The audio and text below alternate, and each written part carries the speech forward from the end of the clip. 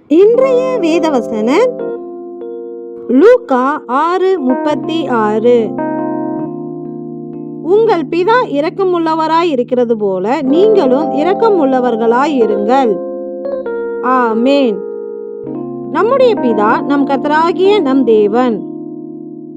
ஏனெனில் நீங்கள் அடிமைத்தனத்தின் ஆவியை பெறாமல் அப்பா பிதாவே என்று கூப்பிட பண்ணுகிற புத்திர சுவிகாரத்தின் ஆவியை பெற்றீர்கள் என்ற வார்த்தையின்படி தேவன் நமக்கு புத்திர சுவிகாரத்தின் ஆவியை கொடுத்திருக்கிறார்.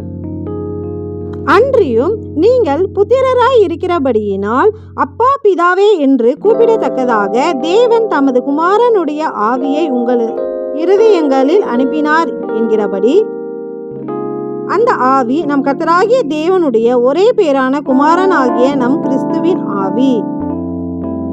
இப்படி பாவிகளாய் இருந்த நம்மை நம் தேவன் நம்மேல் இரக்கம் வைத்து தம்முடைய குமாரனாகிய கிறிஸ்துவின் ஆவியை நமக்கு தந்து நம்மை அவருடைய புத்திரர்களாக ஏற்றுக்கொண்டார்.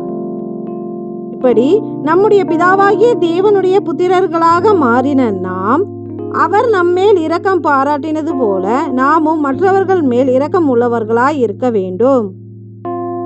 பாவிகளாக இருந்த எங்கள் மேல் இரக்கம் வைத்து தம்முடைய குமாரனின் ஆவியை எங்களுக்கு அருளி தம்முடைய புத்திரர்களாக எங்களை மாற்றிய எங்கள் பிதாவாகிய தேவனே, உமக்கு நன்றி செலுத்துகிறோம்.